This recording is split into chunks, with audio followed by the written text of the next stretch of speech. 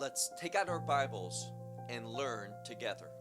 There's a very common error that many believers make in regard to God. And what is that? That we try to anticipate what God is going to think and what God is going to do. And what I mean by that is this. We try to present upon Him our thoughts, what we would do, what we think are right. And the problem is this. Whenever we approach God according to our thoughts, we're going to be far removed from Him. Why? Because the Scripture says that His thoughts are not our thoughts. His ways are not our ways. So unless we base our understanding of God upon the text, upon Scripture, we're always going to be looking at God, believing things about Him that are incorrect. Take out your Bible and look with me to the book of Mark and chapter 6. The book of Mark and chapter 6. Now, the main character in this passage is John the Baptist. We know from other places in the Scripture that John was a godly man. Messiah said about him, of all those who are born of women, that is, born in a natural way, that is, not through a virgin birth like Messiah was, John was the very best. And why was that? Because he took seriously Torat Moshe, that is, the law of Moses. And we're going to see today, as it was in the past and as it will be in the future, especially in the millennial kingdom, that Torat Moshe, the law of Moses, is foundational if we want to be pleasing to God and understand the things of God. Now, the first person we're going to talk about is King Herod. And we're going to see that he, because of selfishness, he missed out on the things of God. And one of the purposes, according to the rabbis of the Torah, is that it teaches us how not to be selfish, how not to think in our ways, but according to the ways of God. So let's begin the book of Mark, chapter 6 and verse 14. And King Herod heard. What did he hear? It reads, and it came about his name, the name of Messiah, that's the context, that his name was made manifest. That is an idiom. What it tells us is that Messiah Yeshua was becoming very popular. His reputation was growing. Everyone was talking about him. And he said, that is King Herod, he said that John the Baptist has risen from the dead. Now the subject is what Messiah Yeshua is doing. But Herod, he's still thinking about John the Baptist, and we'll see why in a few minutes. And what he says concerning him is very important. We know the reputation of Messiah is not because of what he has been saying alone, but also because of these mighty deeds, these miracles, these signs. And Herod was paying attention to them, and he said that they were being done on account of this. On account of what? On account that John had risen from the dead. So once again, he is almost, and we'll see this, obsessed with John. Now other people, they were thinking some other thoughts concerning Yeshua. They were thinking, as it says in the next verse, perhaps Yeshua is Elijah. Why Elijah? Well, we know, biblically speaking, that Elijah is going to come before the establishment of the kingdom. And there was some messianic anticipation going on at this time. So naturally, some people would think about Elijah and that promise of his return. Others were saying, well, he's a prophet like one of the prophets. But here again, Herod stayed firm to his conclusion. He says that these mighty deeds were being done by who? He says that they were being done by John, whom he had beheaded. Now we see something. We see that John is dead, and he was beheaded, and he was beheaded by Herod. And perhaps one of the reasons that he was so obsessed with him is because he had a guilty conscience, as he should have. He was not thinking according to the things of God, but he was thinking about, as we'll see, himself. Let's move on to verse 17. For this same Herod had sent and seized John and bound him in a prison on account of Herodias. Now, who's Herodias? Well, she was the wife of Philip, King Herod's brother. Now, he married his brother's wife after the divorce. Now, the question is that permissible? Obviously, we need to remember that King Herod was not a Jew according to his heritage, his birth. We learn elsewhere that he was an Edomite, an enemy of the people of God. But in order to secure his position as king in Judea, he converted to Judaism, but only for selfish purposes. Now, one very important key of conversion is taking upon yourself the message of the Torah, an affinity, a commitment, an observance of the Torah. That wasn't King Herod. He did it for selfish political reasons. And therefore, the Word of God wasn't very important to him. And one of the questions that you and I need to ask ourselves continuously is the Word of God important to us? The whole Word of God. Many people want to emphasize the New Testament over the Old Testament. But we need to understand it's one book. It's all the revelation of God. It's all inspired by the Holy Spirit. So we read in this scripture about King Herod, who had seized John and put him in prison. Why? Because he said something. In the middle of verse 17, we read, because he took Herodias, the wife of his brother, as his wife. He married her. And John said, verse 18, for John spoke that it was not permissible. He said to Herod, it is not lawful, and that's an important term, it is not lawful for you to have the wife of your brother.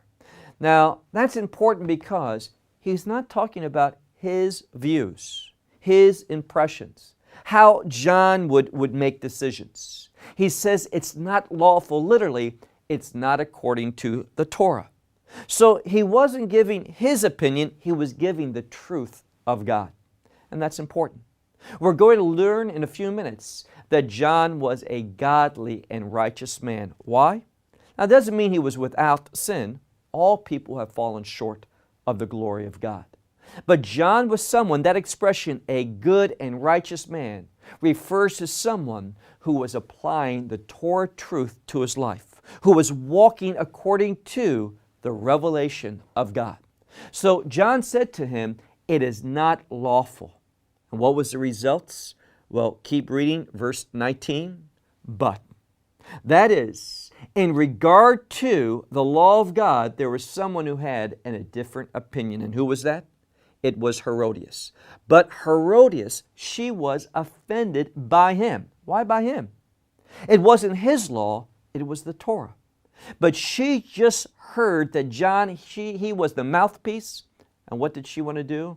It says she was offended by him and she desired to kill him, but she was not able. Why? Herod wouldn't allow it. Because, look at verse 20, we've already alluded to it.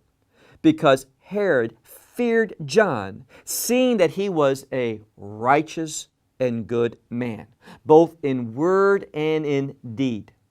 Now, we read on, it tells us in verse 20 that he kept John. Where did he keep him? Well, we already said.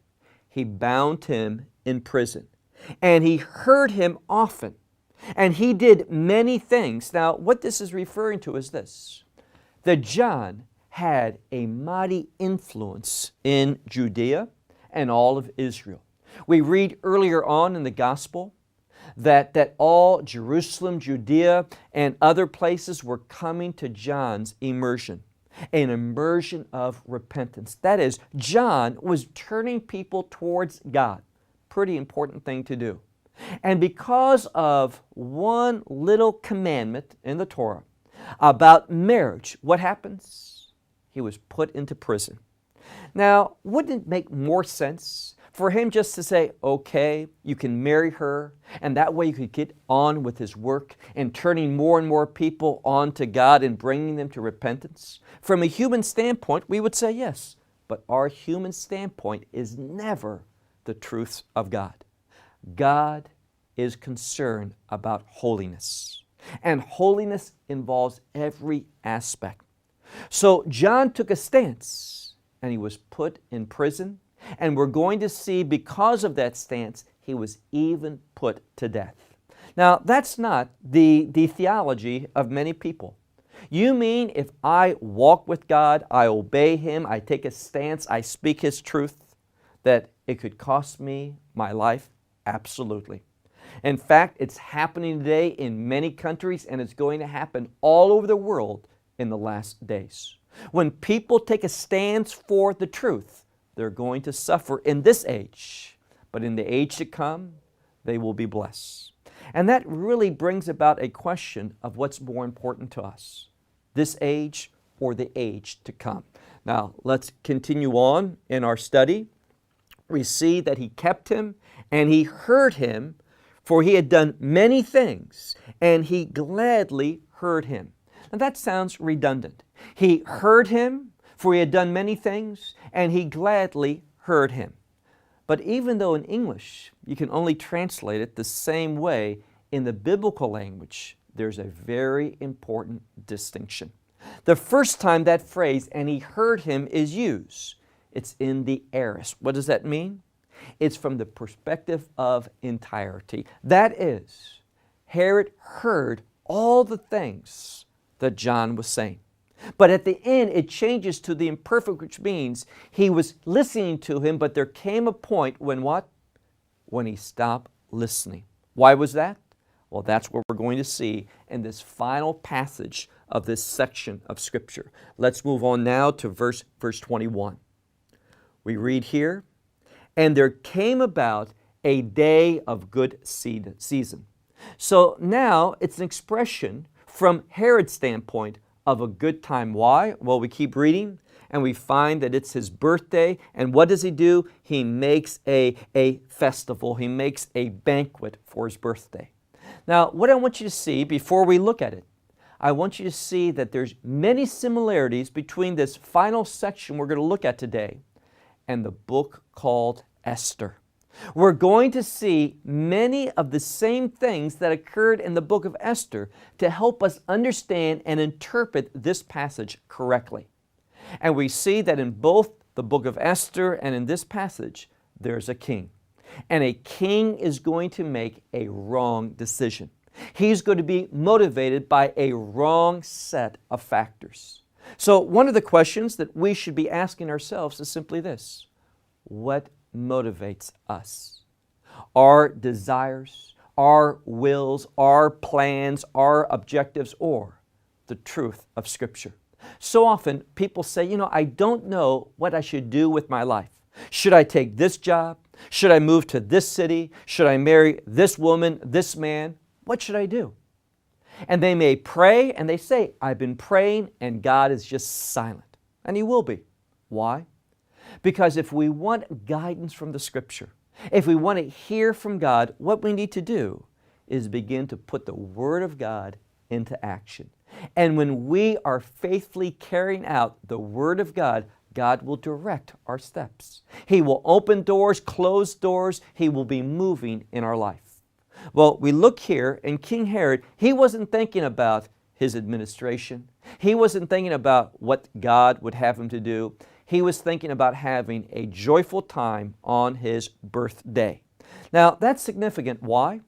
Because he wanted to celebrate his life. He wanted to think about his own self rather than what he should be doing with that life. So look again, verse 21. It came about on a day of a good season that Herod made a banquet because of his birthday for the great ones, that is, his great ones in his administration, his leaders, and also the leaders who ruled over 1,000, and for the first ones, that is, the chief leaders in also Galilee. So there's this great banquet going on, and what happens? Verse 22. And the same woman, Herodias, she had a daughter. And we read in verse 22 that this daughter of Herodias, she entered in. And what did she do? She entered in and she danced. Now, she was probably invited to do so. I mean, nothing would take place there without the king's approval, without the king orchestrating it. And what I want you to see is that's very similar to what took place in Shushan, the capital of Persia, some many years ago, when King Ahasuerus requested that his wife come and manifest her beauty. And that's what's happening here. This young woman, and we see that she's a young woman, because twice a word is going to be used to describe her. And the word means a very young woman, adolescent, perhaps 14, 15, 16 years old. We're not talking about a full-grown woman. This is the daughter of Herodias. So she comes and she does a dance. Now, in the same way that King Ahasuerus wanted to show off the beauty of Vashti, his wife, we are led to conclude from all of these similarities that she danced in a way that was not very modest. And it says in the same passage of Scripture, because of her dance, that it pleased King Herod. I wonder if it was pleasing to God. It also was pleasing to those who were reclining, that is, those who were guests at the dinner. And the king said to the damsel, this young girl, "Whatever you want, ask from me, and I will give to you." Now that's pretty dramatic. And I think it proves something. I think it proves that men do oftentimes very stupid things when they come in contact with a beautiful female. Here the king is willing to give up half of his kingdom, as we'll see, for just pleasing and showing off before this young lady. Now, here again, one of the things we should see is that this woman obviously was not dancing. Dancing is not modesty. And when we look in the New Covenant, what we see is that the beauty of a woman does not come from her outward appearance, but from her faith, from her modesty, from her chastity, from her good deeds. But this certainly was not the case. And what it teaches us is this. We teach us how Herod had one set of standards, one set of objectives, and God has something very different. And the question that we should be asking ourselves daily is, do I? Are my objectives, are my standards God's standards? Are the things that I say no to the things that God would say no to? And the things that I agree with are the things that God would agree with? So look again. We find that he asked this question. Ask me whatever you want, and I'll give you half of my kingdom. Now imagine if you were there, how you would feel. You would say, wow, this man is making such a statement. I mean, to pay a lot is usually an issue of pride. Someone shows off money because they're thinking of self. And that's exactly what Herod was doing. And when we think of self and not God, what's going to happen?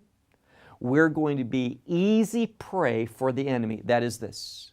We are, when we think of self, what makes us important, what makes us happy, what makes us feel good about ourselves.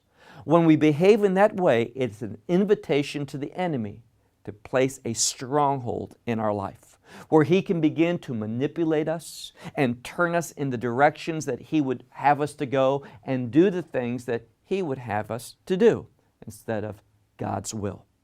So look again. What does it say? He asked her twice, up until half my kingdom. And she went out and said to her mother, "What should I ask?" And she responded, what does she respond? She wants the head of John the Baptist. Now imagine that. You could have any material thing, wealth, whatever. And what does she want? She is so incensed at the truth of God that she wants to kill the prophet of God. Now, that doesn't make sense. I mean, that's a bad request. It's not financially wise. But why should she do it? Because John was so important in the plans of God. It wasn't important to Herodias. She was being used by who? Satan. Now, Satan's successes will not hinder the fulfillment of God's will in the end. but they manifest sin in our life. They manifest rebelliousness in our life. So look again, verse 25. And she entered immediately with haste, and she said to the king, I ask, and I will that you should at this moment, what? Give to me on a platter the head of John the Baptist. Now, I think it's safe to say that all the things that King Herod might anticipate her asking, that obviously was not what he thought she was going to ask. And that tells us we cannot anticipate what's going to take place unless we're walking with God, unless we're hearing His Word, unless we're basing our lives and our views upon the truths of God. So this young lady, she comes in and she boldly with haste says, give me on a platter the head of John the Baptist. Verse 26. And the king became very sad. Now, it's very interesting because throughout this passage, we see at the very beginning and right now this term king. More often than not, when Herod is referred to, it's just that name, Herod. But now we want to see that this man who is the supreme authority, it's his birthday, he's doing things to make him feel good, it's all about him. And when we go after the passions of our heart, let me put it a different way. When we follow the lust of our flesh, same thing. When we do that, in the end, we're going to be just like the king. He's powerful, he's authority, but in the end, it tells us that he was made very sad. She entered, she said, give me the head of John the Baptist upon the platter, and the king became very sad on account of his oath and account of what? Those who were sitting with him. Now, this tells us that passage is included. There were those watching. He had given his word. He had made this boastful promise. You ask whatever you want, no strings attached, no limitations, even up to half my kingdom, and I'm going to do it. He swore. And now what happens? Well, he sees all those people around. Is he going to keep his word? Is he going to honor his oath? And here's the problem. He was more concerned with his word than the word of God. Let me state it a different way. He was more concerned with himself rather than with God. And whenever that's our mentality, whenever that's how we think, once again, we're going to be easy prey for the enemy, and he'll be able to use us to accomplish his evil deeds rather than the commandments of God. So because of this situation, what did he do? Verse 27. And immediately the king sent for the executioner, and he commanded him to bring his head, that is the head of John the Baptist. And this one went out and he did something. He beheaded him, that is John, in the prison. Now, John, he had been in prison for several months. Why? Simply because he spoke the truth. It is not lawful for you to marry this woman. Now, we don't hear a lot about that today. Among the clergy, so-called men of God, they tend to be very flippant about marriage. Oh, they might have counseling, but when was the last time someone said, you know, biblically speaking, it is not permissible for you to marry this man, this woman. It is against the Word of God. We think that counseling will solve everything. No, you know what? It won't overcome violations of God's Word. So John, this great man, he was in prison for several months because of a righteous stance concerning marriage. And John, this great leader, I think it tells us something. It tells us how important marriage is to God, being done God's way according to His commandments. Verse 28, and his head, that is of John, was brought upon a platter to this young girl. And she gave it to her mother.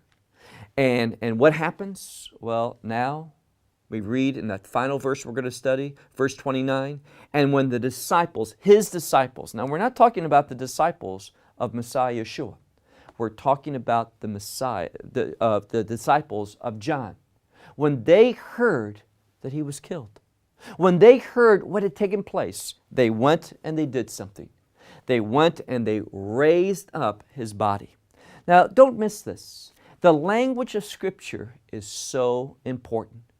His body was raised up. It could have just said they gathered him, they took him, but it didn't. It literally says that they raised him up. Why? Well, many scholars pick up on it. They see it as a foreshadowing of the resurrection. That is an emphasis on the age to come, and that's John. John was not wrapped up in this world, but in the world to come. That's what he was passionate about. So we read here, and his disciples, they came, they raised up his body, and they set it in a tomb. Now, John was a young man. He was probably only 30 years old at this time. Didn't live long, but he lived faithfully. He didn't have much in the way of possessions, but he had much in regard to good deeds. You can't take those possessions into the age to come, but you can take those good deeds. And what they're going to do is purchase rewards so that you can worship and honor and give glory to Messiah, not just for a season, not just for a life which might be 70 or 80 years, but in the kingdom, that's eternal. That through our faithfulness, when we take seriously the Word of God, anointed by the Spirit, we'll be able to exalt our Heavenly Father, to praise our Redeemer, Messiah Yeshua, for all of eternity. When we do what? When we show a commitment to truth rather than self. And that's really the discussion that we really have to have with ourselves each day. Where am I walking? In the pathways that lead to my desire, or in the ways that lead to the fulfillment of God's Word, His commandments, His will? He sets that decision before us, but we and we alone have to make that decision. I'll close with this. One of the most powerful things that God has given to us is the power to choose. My prayer is that you and I would use that power for God's glory. Until next time, thank you for listening.